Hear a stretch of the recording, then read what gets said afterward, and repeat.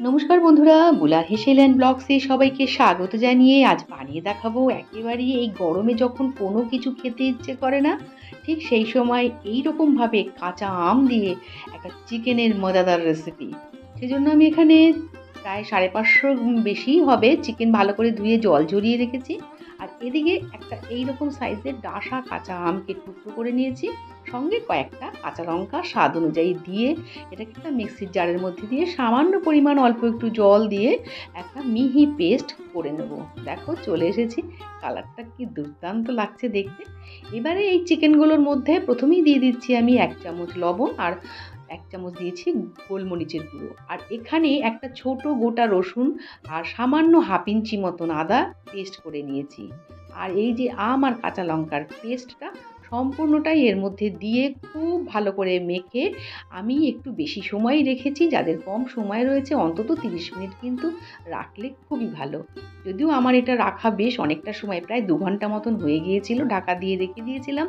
তারপরে চলে যাব সরাসরি রান্নায়। সময় থাকলে একটু বেশি সময় মেখে রাখলেও কোনো ক্ষতি নেই। রান্নাটা করছি আমি অবশ্যই সর্ষের তেল, আর দেখতেই পেলে কতটুকু তেল আমি দিয়েছি। এখানে 2 থেকে আড়াই চামচ মতন তেল হবে। দিয়ে দিলাম গোটা গরম মশলার মধ্যে দারচিনি, কিছু গোটা গোলমরিচ আর 2-3টে এলাচকে আমি একটু ফাটিয়ে দিচ্ছি, সঙ্গে অল্প কয়েকটা লবঙ্গও দেব, 3-4টে মতন। এই তো হচ্ছে মশলা। আর এখানে 3টে পেঁয়াজকে আমি এরকম স্লাইস করে নিয়েছি, সেটাকেও এর সঙ্গে দিয়ে ভাজবো। গ্যাসের ফ্লেমকে লো টু মিডিয়ামে রেখেই কিন্তু ভাজবো। সামান্য পরিমাণে একটু লবণ দিয়ে দিচ্ছি যাতে করে পেঁয়াজটা তাড়াতাড়ি নরম হয়ে যায়। খুব বেশি ব্রাউন করে ভাজার কোনো দরকার নেই, একটু ভাজা ভাজা মানে ট্রান্সপারেন্ট হয়ে এলেই তারপরে আমি এর মধ্যে গুঁড়ো মশলা বলতে ধনে গুঁড়ো আর জিরে গুঁড়ো একেবারেই ছোটো চামচের 1 চামচ দিয়েছি। আর এখানে আমি এটা দিলাম কাশ্মীরি লঙ্কার গুঁড়ো 1 থেকে 1.5 চামচ মতন। আর সামান্য ছোটো চামচের 1 চামচ দিয়েছি আমি হলুদ গুঁড়ো। এই যে পেঁয়াজের যে হালকা রসটা রয়েছে তার মধ্যেই কিন্তু এই গুঁড়ো মশলাগুলো দিয়েছি। তোমরা ইচ্ছে হলে এটা আগে থাকতে মিশিয়ে জল দিয়ে পেস্ট করেও নিতে পারো। তারপরে আমি এর মধ্যে মেখে রাখা চিকেনটা দিয়ে দিলাম। এটা প্রায় 2 থেকে আড়াই ঘন্টা মতন মাখানো ছিল, সেই কারণেই বেশ রান্না করতে কিন্তু আমার একেবারেই সময় লাগেনি। ভালো করে মশলার সঙ্গে একটু মিশিয়ে নেব। এখনই কিন্তু আমি ঢাকা দিইনি, আমি খোলা অবস্থায় রেখেই ভালো করে একটু সময় মানে 2 মিনিট মতন একটু উল্টে পাল্টে নিচ্ছি, যতক্ষণ না পর্যন্ত এটা সম্পূর্ণ জলটা শুকিয়ে যাচ্ছে। এবারে আমি আস্তে করে একটু ঢাকা দেবো। গ্যাসের ফ্লেমকে একটু লো টু মিডিয়ামে রেখেছি। এবারে দেখো কি পরিমাণ জল এখান থেকে বের হচ্ছে। মাংসটা যদি আগে থাকতে মানে চিকেনটা যদি আগে থাকতে মেখে রাখা থাকে একটু বেশি সময়, তাহলে রান্না করতে যেমন খুব কম সময় লাগে আর খেতেও খুব ভালো হয়। এখন যখন দেখতে পাচ্ছ পুরোটা কষা কষা হয়ে গেছে, এই সময়ও কিন্তু তোমরা যারা কষা খেতে চাইছো খেতেই পারো। আমি এর মধ্যে হাফ কাপ মতন আমি গরম জল ব্যবহার করলাম, যার ফলে রান্নাটা বেশ খুব তাড়াতাড়ি হয়ে যাবে। আর এটা তো জানোই, সবাই রান্নায় আমরা সবাই গরম জল ব্যবহার করে থাকি কম বেশি অনেকেই। তারপরে যেই ফুটে উঠেছে সঙ্গে সঙ্গে আমি উপর থেকে 3-4টে কাঁচা লঙ্কা দিয়ে দিলাম, এটা স্বাদ মতন। আর সামান্য একটু চিনিও আমি অ্যাড করলাম, যেহেতু আম দিয়েছি বলে যদি টক লাগে সেই কারণেই।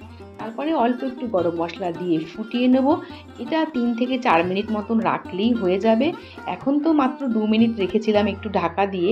তারপরে শেষবেলায় আমি আর অল্প কিছু আমি এরকম কুচি করে নিয়েছি আম, সেটা এর মধ্যে দিয়ে দিলাম। কেউ ভেবো না যে এত টক কী করে খাওয়া যাবে, কিন্তু মোটেও সেরকম টক হয়নি। আর এতটা টেস্টি হয়েছিল এই চিকেনের রেসিপিটা যে গরমের সময় আমরা কিন্তু সপ্তাহে 2-3 দিন খেতেই পারি। আমি একটু টেস্ট করে দেখে নিই নুন ঝাল সব কিছু ব্যালেন্সটা ঠিক মতন আছে কিনা। এটা অবশ্যই আমি সব রান্নার ক্ষেত্রেই করি। বেশ ভালো হয়েছে, আর কিচ্ছু দেওয়ার দরকার নেই। এত লোভনীয়, এত চটজলদি এইরকম এই তীব্র গরমে যখন আমাদের কিছুই খেতে ভালো লাগে না, তা মাঝে মধ্যে কিন্তু এরকম খাবার খাওয়াই যায়। আর দেখতেই পেলে কত কম তেলে আমি রান্নাটা করেছি। তেলের পরিমাণটা কিছু বললাম না, তোমরা নিজেদের মতন করে দেবে। এবার শুধু গরম গরম সার্ভ করার পালা। এটা তোমরা ভাত দিয়ে যেমন খেতে পারবে, সেরকম রুটি পরোটা দিয়েও কিন্তু দারুণ লাগবে। আর গরমের সময় যারা রুটি খায় তাদের তো খুবই ভালো। আমার দুটো দিয়েই দারুণ লেগেছে। তাই রেসিপিটা একবার হলেও তোমরা ট্রাই করো, হয়তো অনেকে করেছো। আমার চ্যানেলে কিন্তু পাকা আম দিয়েও আমার চিকেনের রেসিপি করা আছে, আমি আই বাটনে দিয়ে দেবো, দেখে নিতে পারো। সাজিয়ে দিচ্ছি ওপর থেকে আরও কিছু কাঁচা আম দিয়ে।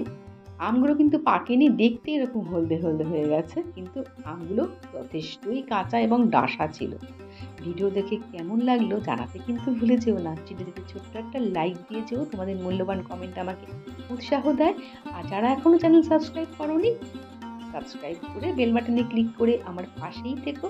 আমি চেষ্টা করব আরও নতুন নতুন রেসিপি তোমাদের সামনে নিয়ে আসার জন্য। আর রেসিপিটা একবার হলেও ট্রাই করো। ভিডিও দেখার জন্য অনেক ধন্যবাদ। সবাই ভালো থেকো, সাবধানে